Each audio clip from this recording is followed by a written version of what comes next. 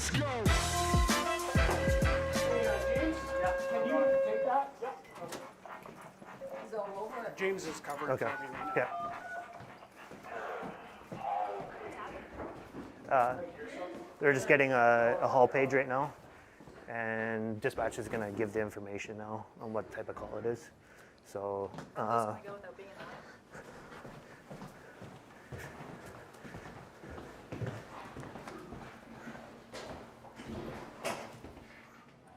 so right now our on-duty staff are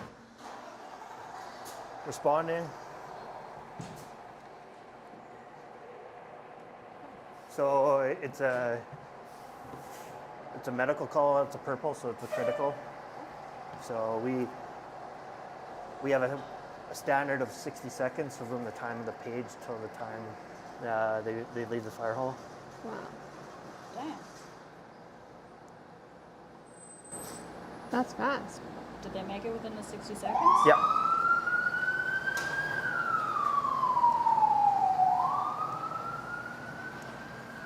Yeah. Will you walk me through again kind of what just happened?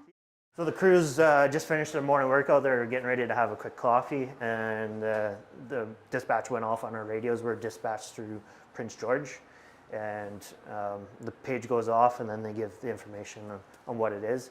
We have call criteria that are just a hall page, so that's a call that the two on-duty staff can handle. So fire alarms, medicals, minor MVIs, small little brush fires. And then if it's anything bigger like structure fire, more than the original two. Can I put this? You're on the radio there, but we did get our call that to 2822 Hall Street, is that correct? So the call's 2 minutes in right now, so yeah. 30 seconds out, ambulance on scene. Yeah. So they're going to be there within 5 minutes. Oh yeah, yeah, Is that typical? yeah. So the whole goal with medical first response through the fire is we get out the hall as quickly as possible. We get to the scene within the 4 minutes. We try to shoot for 4 to 5 minutes to get on scene, and then we can start our critical interventions. Wow. Damn. So do you have a sense of what's happening? Not right now.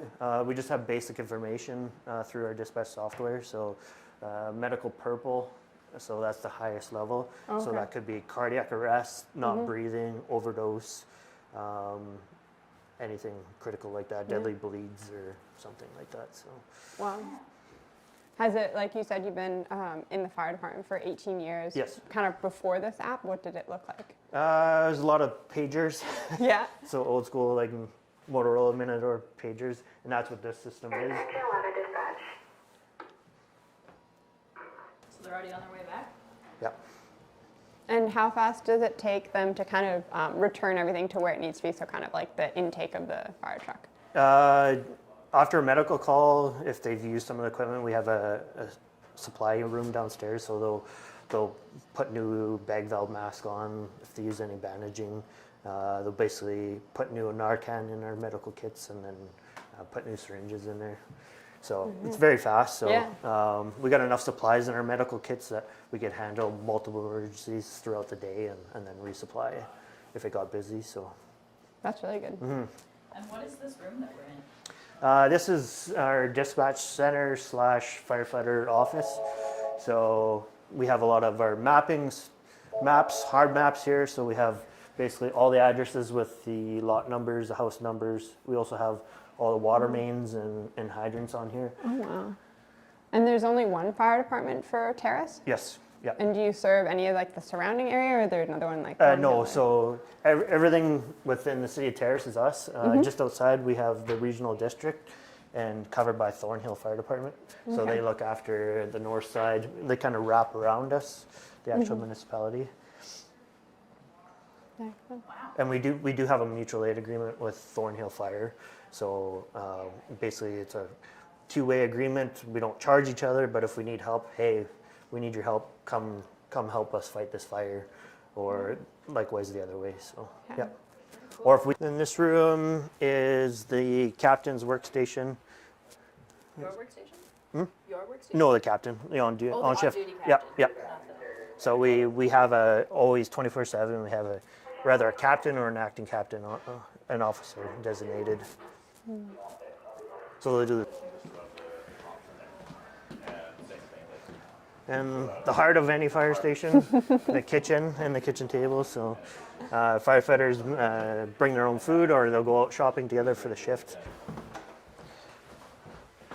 So bedrooms for So, them to yep. sleep in the Yep. shifts? So they're on shift for 24 hours, but there is rest periods. You're not expected to be awake the whole night. So usually the crews bunk down at 12 o'clock, and they carry the radio. So if there's no calls, then we potentially have a decent rest period over the night. But if there's calls, they wake up, go, come back, try to get back to sleep. How quick can they be from like fast asleep to?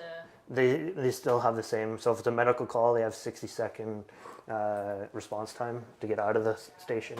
So they'll have like all their clothes right beside the bed and get up and you go. Right So, around. yeah.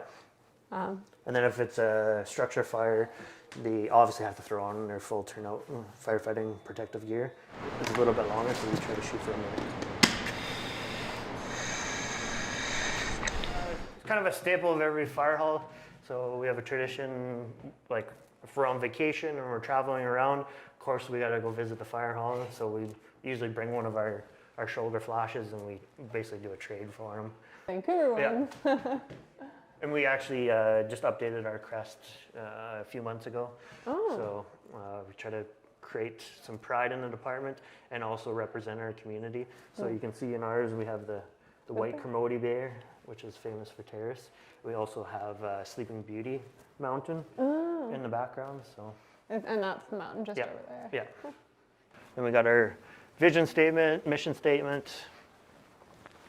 And we're just in the process of putting up staff plaques, so recognizing who our current staff are. And I have a new project that's going up is we have a picture of every chief since the early 1900s. Wow. 1940, I think it is. So we have a photo. So same thing, we're going to just create culture and history and put up all those pictures of the past chiefs. So if we have new staff starting, we can kind of explain the history of the fire hall and they get more buy-in with the organization then. So Yeah, you're really building pride and a sense of community within it. That's really cool. So. The Cascade Room. Yes, so basically a storage room. So we have gas monitors for hazmat calls. We basically bump test them every day before we put them on the trucks. We have various extra supplies, medical supplies, and the crews will actually, so we got tourniquets, needles, bunch of bandaging, naloxone, different hot and cold packs. So after a call, they'll reset the medical kits and then be ready for the next call. And what are these? These are our SCBA. So we just purchased these and rolled them out. So these are actual air packs that we use for any hazardous atmosphere. So hazmat or low oxygen confined space or structure fires. So this is just basically compressed air. It's not pure oxygen or anything. So it just takes regular air and compresses it into a bottle. This is all carbon fiber. And then, yep.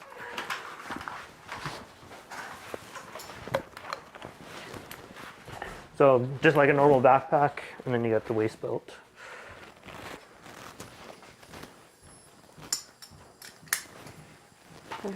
And how long do you have, like if you're breathing air from it, about how long do you have? If the bottle's rated for 45 minutes, but depending on your fitness level and work exertion, average is about 35 minutes. So, yeah. At that point, then you have to come out and get a new bottle. So. When your kind of whole structural fire suit is on, about how much does that weigh? 70 pounds. Oh! Yeah. Yeah. No wonder you guys work out for an hour a day. So also too, with all the different layers in it, it's like wearing a snowmobile suit and going into a hot fire. So Hot. yeah.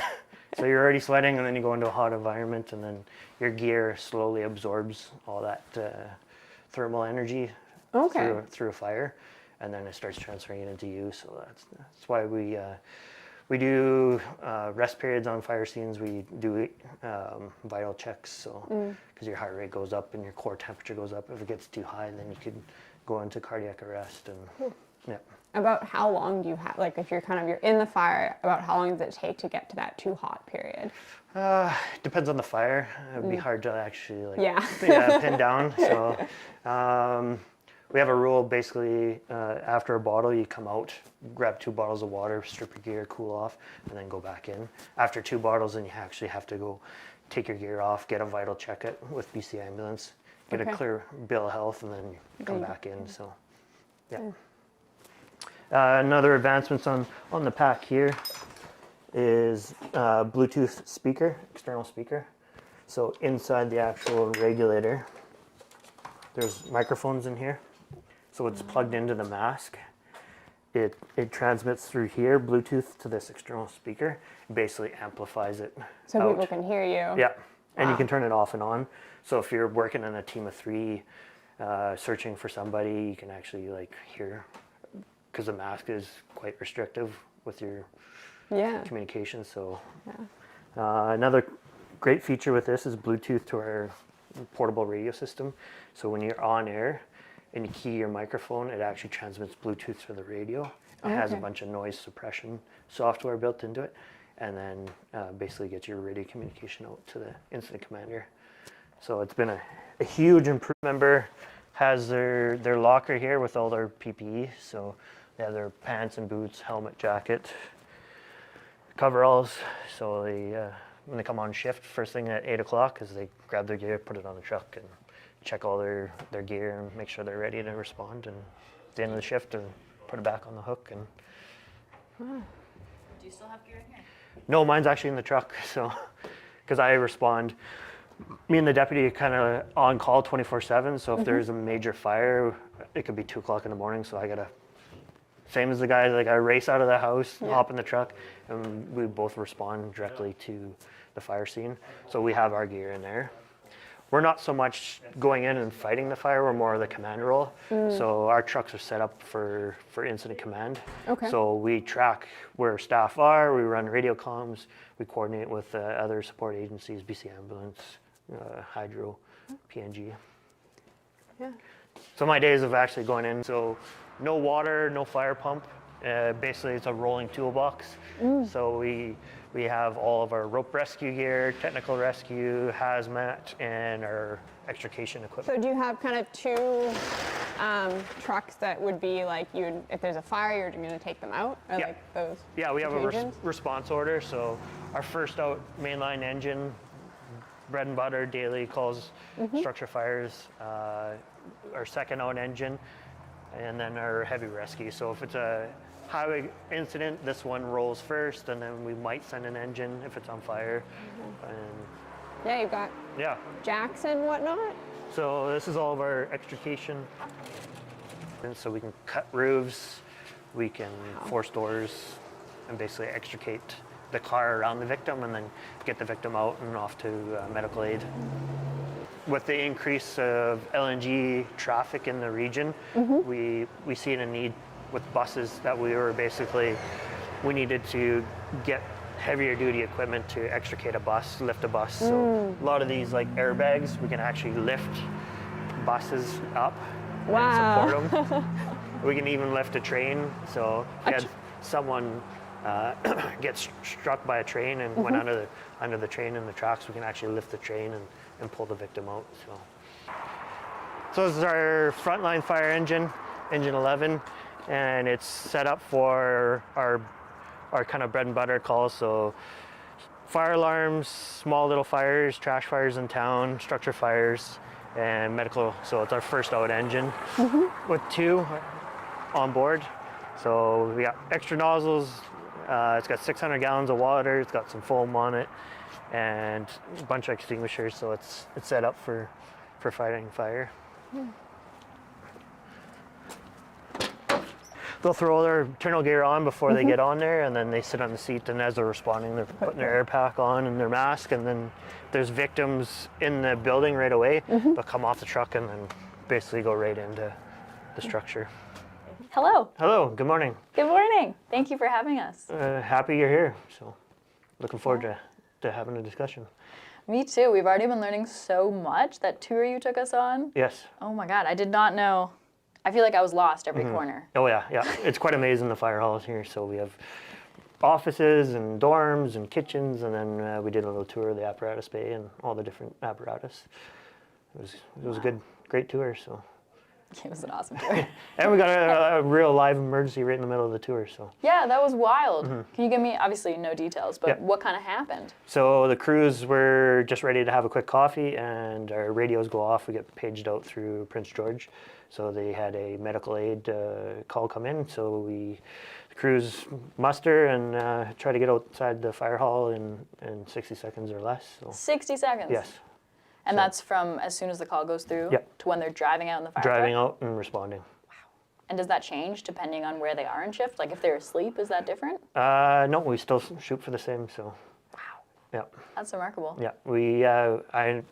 Me and the deputy, we try to enforce service and customer service to our residents. So it doesn't matter if they're in the gym or in the shower, they have 60 seconds. So they always got to be planning, like have their gear ready to go. So Wow. Yeah. And so how many people are on staff today? we have 2 on staff today. So, and we also have the deputy, myself, and then we have an admin clerk Monday to Friday. So our staffing is a minimum of 2 24/7. So Wow. yeah. And then that 24/7, how long are people on staff for? So just as of January 2nd, we switched to a 24-hour shift pattern from our old 2 days, 2 nights, which was 2 10-hour day shifts followed by 14-hour night shifts with 4 off. We switched to a 24-hour model now. So the crews work 24 hours on, get 24-hour rest period, come back for their second 24-hour work schedule, and then they get 5 days off. So the Wow. shift changes at 8 o'clock, so they work 8 to 8. And have you noticed any change in staff with that? Yes, it's been a huge improvement. The staff were finding it really hard after the 2 day shifts, if it was really busy, to switch over to the night shifts. As we all know, firefighters have families or other commitments, and that changeover period, they would come off shift at 6 o'clock, go home, have dinner, do family commitments, try to get sleep. We wake up the next morning, life still goes on. They try to have a nap. Of course, naps during the day never really work, and then they work a night shift. So, and if it's a busy night shift, they're not getting any sleep either. So we call it sleep debt. So we're seeing by the second night shift, our staff are almost at the level of intoxicated from sleep deprivation. So we made the switch to 24s just to kind of follow the circadian rhythm better and allow a better work-rest balance with the firefighters. Yeah. That sounds like a very good change. That Yes. like exhausted, intoxicated sleep debt cannot be good when Yeah. you're responding to a high level Yeah, fire. exactly. So Wow. we've also seen improvements with the 24-hour shift, just with our daily work routines. Under the old schedule, if day shifts are really busy, we have kind of assigned daily activities, inspections, and training. If they can't get to it that day, they potentially missed it. So under the 24-hour shift, if the day's busy, they can circle back to the other duties at nighttime, so they can catch up on some training or some inspections. Also, the shift handovers were kind of a pain in the butt. So at 6 o'clock, if there was kind of the 4 to 6 was a busy period, crews were on calls, and then the other crew was here to relieve them, and they're still tied up on another call. They couldn't do the shift handover properly. So it seems to be a lot better with that handover at 8 o'clock in the morning. Things are still quiet in the mornings, and That makes sense. yeah. Oh, that's really interesting. So will you walk me through, a firefighter shows up 8 a.m. for their 24-hour shift. What Yep. happens? What do they So they show up at 8 o'clock. Usually they show up a little early, grab their gear, they throw it directly on the truck. The off-duty crew pulls their gear off, and then they're ready to respond. So there could be a call right at 8 o'clock, so they got to be ready to respond.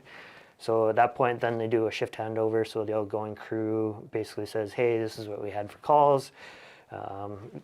Give a status of equipment if anything's broke down or damaged, anything they need to hand over throughout the day. They kind of have that dialogue of, hey, we're seeing fires here, and just watch out for this, like burning complaints, and yeah. It's wild to be here and just see all the different things happening and the people racing around, and like it seems almost like just wrong to be like walking pace in the fire department. There's so much happening all the time. Oh yeah. Days are very busy, so Seems like it. some days are super quiet, and then sometimes you can get 7 calls in 6 hours. So it's Busy. feast or famine in the, in the fire service. So So did you work as a firefighter here, or how did you come up through the ranks? my story is quite complex. So second generation firefighter, born and raised in Alberta. So my father was a paid-on-call firefighter, worked himself up into a captain's role. So even as a little kid, I was dragged to the fire hall all the time on calls. Pretty much grew up there with the rest of the firefighters and their children. So I got the bug right away, just seeing how my dad interacted with the other firefighters, just the type bond that they had in the family commitments. Really installed a work ethic in me. So right from little, I knew I wanted to get into the fire service, and I just kind of built myself up from there. So That's amazing. right out of high school, went to the military, did a stint in the infantry, just trying to get some life experience, and then went to fire school after that. So, Wow. and I'm in my 18th year of service now, full time. So, Damn. It's remarkable to hear just the like commitment from day one. yeah. You've always wanted to be a fire chief. And why a fire chief and not just a firefighter?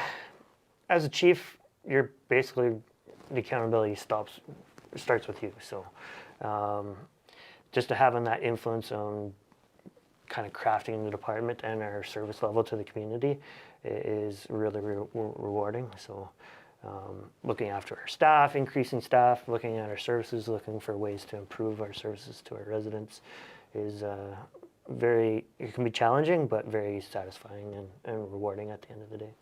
Yeah, those improvements sound like an exciting part of your job. Yeah. How long have you been fire chief for? So I've been in Terrace for 9 months now. I was originally a deputy fire chief in Prince Rupert for the last 4 years. So made the move over, and enjoying it so far. So Yeah, it's a pretty cool city. it is, yeah. What kind of improvements and things have you been focusing on as you become chief?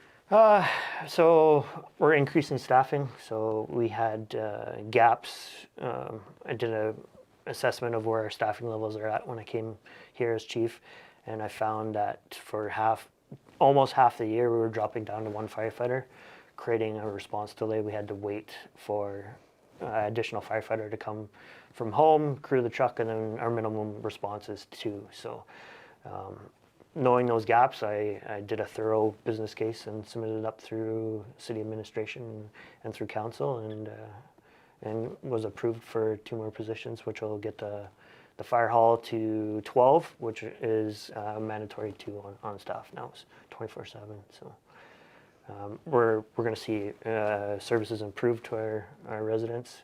We'll have 2 out the door as fast as possible. Even for structure fires, they can start actioning the fire from an exterior standpoint. So That's remarkable, a shift. Like you cut the response time in half, it sounds like. yes, yeah. 2 minutes to 60 seconds. Yeah, we're seeing those shifts where we only had 1 firefighter on staff. We had basically 1 staff member on standby at home, and it took anywhere between 8 or 10 minutes for them to respond to the fire hall, get on the fire truck. Then you had your travel time to get to the incident. So cardiac arrest, structure fire, motor vehicle accident, you were looking at 15 minutes probably. And what difference does that make, having a longer, shorter response time? It makes a huge difference. So if someone's having cardiac arrest, we can start CPR within, say, 6 minutes of when you actually activate emergency services, which increases your survivability rate. So even a structure fire, fire doubles every 30 seconds. So if we can get there with 2 and put water on the fire, we can potentially hold back the fire and mitigate those potential property losses while we're waiting for additional staff. Every 30 seconds? Yes. Damn. And fires grow crazy nowadays. So modern home furnishings are all synthetic, petroleum based. There's some great videos online through YouTube where it takes like the legacy, kind of the 60s, old couches that are kind of natural fiber, cotton, and then you take your modern furnishings, and we call it flashover, so basically where that whole room heats up and combusts all at the same time. So basically it's an item fire and then the whole room's on fire. And the old natural fibers legacy took 30 minutes before that room actually flashed over and caught fire. And now it's down to under 5 minutes, sometimes 2 minutes. So fire is moving very fast now with all the synthetic products. You kind of know that colloquially, like, oh, my IKEA stuff's going to burn faster than the vintage thing I got from my grandma, but those are very different numbers. Yes, yes. And that's why with our prevention strategies is like, you need smoke alarms. Like that will save your life. You don't have much time to get out of your house, and then practicing your escape routes. So 2 ways out of every house and a meeting point. So. Yeah, let's talk about that. What are different things? So escape routes, smoke alarms. What else can people do to keep themselves safe from fires? Another prevention strategy we tell residents is how many people sleep with their bedroom doors open, or even open a little bit. So we tell everyone like close before you doze. So close your door. So that door will provide you with a bunch of time to potentially rather crawl out the window or wait for firefighters to come rescue you. Just creates that barrier and keeps all those products of combustion, nasty chemicals out of your space. So. Yeah, I don't like those nasty chemicals in my space. And even we tell residents, so you're going away on vacation, go around your house and shut all your bedroom doors and kind of isolate. You're creating a barrier for air pass. So I've seen fires where the house is totally destroyed, but that bedroom door was shut and that room is basically untouched. No smoke damage, no water damage, no fire damage. And that could be the difference between collecting old family heirlooms or pictures of lost relatives and jewelry and kind of expensive stuff. So we don't think about that when you leave on vacation. Well, actually funny you should say that. I just learned that one recently because I went on vacation and my sister ran around my entire house and closed all my doors. And I was like, what are you doing? And she was like, slowing down the fires! Yeah, even just right? unplugging like certain appliances and things goes a long way. So Yeah. yeah. That's good to know. Wow. Oh man, I am learning so much talking to you. And then we tell everyone like have a central meeting spot. So even with children, like you might escape out the back of the house, but have that meeting point somewhere where it's easily identifiable. Because when our fire trucks arrive on scene, that captain will hop out and immediately go to that spot and try to get information. Hey, is everyone accounted for? Where's the fire? Is there anything we should be concerned about? And then the more information you can provide fire crews, the better. Yeah, wow. As soon as this interview's over, I'm texting our roommates. We're going to have a spot. Yes. I mean, don't tell the fire chief we don't yet, but Yep. Well, that's interesting. And how often do you see people are accountable to these things? Do you find there's a lot of good public awareness? I would say it's 50-50. So no one really expects a fire or actually practice their escape routes. So I would recommend practicing that a couple times. Because when the actual emergency comes, you're going to go flight mode. And so if you have those repetitions and build that muscle memory, like, hey, I'm going to go here, left or right out of this room, I'm going to go left or right out of the living room. Because if there's a wall of fire and smoke, potentially it could derail. And if you already have those procedures drilled into your mind, it's going to go a lot easier. So. Yeah, I would be derailed. That would be very derailed. Yeah, no, that would be bad, yeah. Yeah. How does that work for firefighters? How do you train enough and build those systems to be able to not be derailed by a massive fire in front of you? So we try to create every training scenario as stressful as possible. So when you show up, it's just another day on the job. So we have a set core basic skills that we try to do daily on shift. So firefighters are assigned training topics to cover. So we work on the basics so that when the emergency happens, we're already got the basics dialed. So we're making those time improvements and getting into the scene as quickly as possible. So. Wow. That makes sense. You build the basics like you were talking about, have those really solid basics. So when all hell breaks loose, you know what to do. You've broken hell before. Yeah. So one of the things we do is we have our training building, so we'll fill it full of smoke. We'll hide baby dolls and kind of simulated victims in there. Something we do is when the firefighters show up, we have one of our staff members play the distraught resident. So they're screaming at the firefighter like, hey, my child's in the bedroom. It just creates that stressful response so that the crew on scene can just focus, take the information, and apply it. So, and not go down the confused. The scary wormhole. Yeah, exactly. So wow. we also have speakers throughout the building. So we actually play like screaming victims and just create that stress, because that's real life, is people are going to be screaming and yelling at you. And wow. That must be rough for the fire department. Mm-hmm. What do you like? How do you take care of your staff as a chief? Yeah, I would say next to cancer, mental health is one of the biggest challenges of keeping happy and healthy staff here at the fire hall. So we see a lot of unpleasant things daily. So something we strive on is mandatory fitness. So if your body's healthy, your mind's going to be healthy. We do debriefs after critical incidents. So we'll have a crew check in. We'll say like, okay, there might be gaps in your memory from this incident. It's normal. You might not be sleeping tonight. It's all a normal response, natural from the body. And we try to like connect the dots between A and B for the incidents. So. Wow. We also have a SISM team, so we'll activate a specialist to come in and within 72 hours have a formal debrief with a counselor that's specifically trained in trauma response. That must be huge to your staff. It is, yeah. Why is that important to you to have your staff taken care of like that? We want to keep firefighters healthy and have long, productive careers in the fire service. So as chief, the weight is quite heavy when I see staff members struggling with mental health, substance abuse. They're waiting to get counseling, they're off work, they're not with their fire family, they're kind of subjected to being off by themselves. Hey, I'm broken, I can't do my job. We all want to help everybody, but so it's a big weight to see a staff member struggling. So we just try to support each other. We have peer support within the fire hall. We have staff members trained in that, and we do a bunch of health and safety initiatives.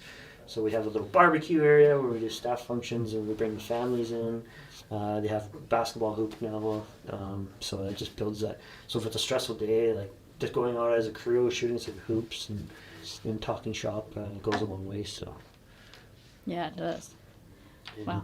we did some training a couple months ago. So we did some peer support and SISM debrief training for our members, but we also focused on the family members. So we gave them education.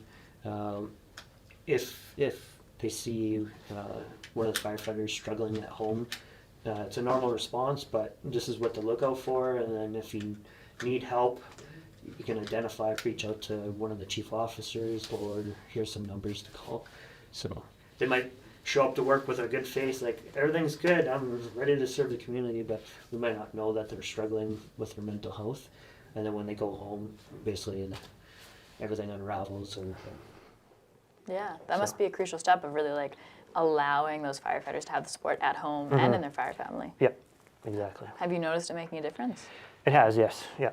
So we've seen a drastic increase since I've been chief here, is just focusing on that mental health supports. If it's a critical incident, we'll actually take that crew out of service for the day. That's another initiative that I started here. Kind of the old system was bad call, just suck it up and you deal with it the rest of the shift. But now we actually identify, okay, that crew is out of service. We'll backfill with additional staff. And we don't basically kick that crew out home. If it's during the day, what we'll do is we'll go for a hike together, we'll go for lunch together, and if you have basically that crew together, you're informally debriefing on the call, you're kind of connecting those pieces, like I seen this and that staff member seen that part of the call, and if you put the two together, it kind of connects the dots, and then it just helps your mind process that traumatic incident. So. That sounds like a great initiative. Yes. So must we'll go for a hike or go for lunch and go to the pool for steam and just kind of build that team together. Like, hey, we're all in this together, but we're kind of focusing on that post-traumatic growth. It was a crappy call, maybe not the best outcome. We did everything we can. Let's focus on, okay, we had that incident, but we're still together as a family, as a team. We'll get through this and we'll continue on with our services. And it's just going to build us up better for the next call. So. Yeah, absolutely. I have only a few questions left. You've given us so much, taught us so much already. Yes. I'm really curious, what, so far in your first 9 months, what do you like best about being fire chief? I would say, especially being fire chief in a smaller municipality, is our crews that are going out enhancing community well-being, we're seeing the results instantly. So like the bigger centers, you might do 1,000 calls in a month. It's harder for your staff to actually see the direct impact because it's one and then the next one and the next one. We're here, we get to know the community, like medical calls, the community is really rest assured that firefighters are showing up. They're going to get the best service of from their firefighters. So.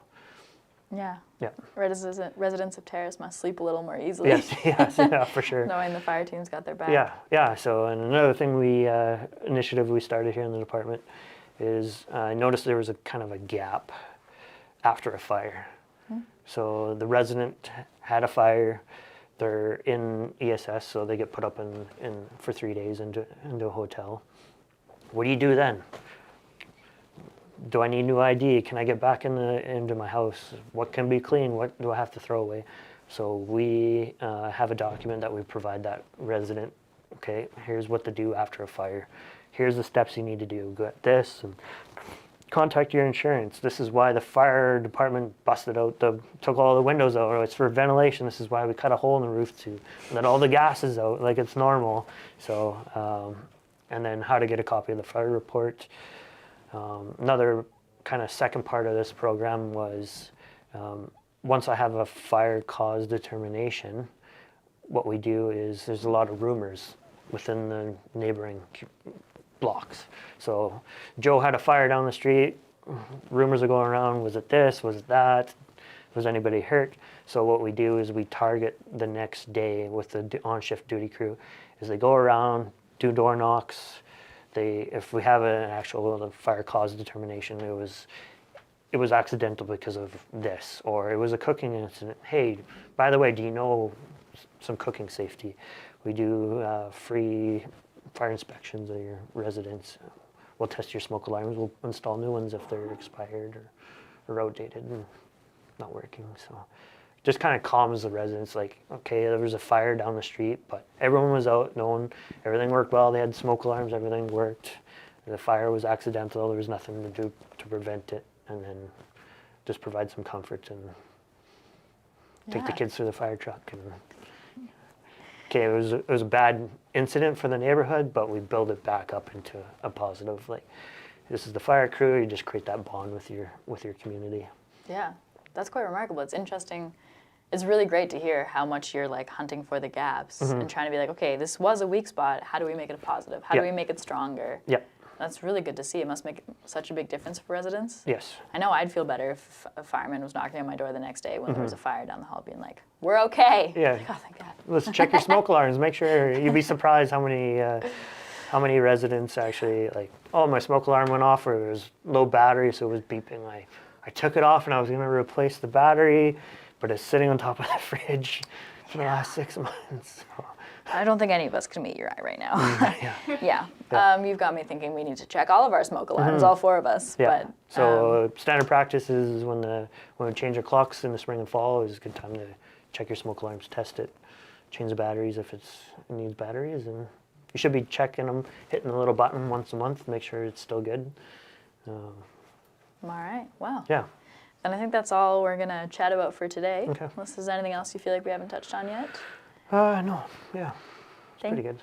Thank you so much. I think we all have some safety plans to put in place Yes, and some fire alarms to check. Yeah, But for sure. thank you so much, Chad. Yeah, We really yeah, appreciate we're your time. And doors always open at the fire hall. So if anybody wants to come through, we're happy to have an open door policy. We want to be accountable to our residents and visitors. So that's part of my role as chief. Is I'm always forecasting the future and kind of anticipating the community trends and mitigating those. So yeah. Amazing. Oh my God, yeah, we didn't even get a chance to talk about what the summer looks like, but another day. Sure. But Yeah. Yeah. thank you again. And Awesome. thank you everyone for watching. We've been Thank you. here in the Terrace Fire Hall. Take care.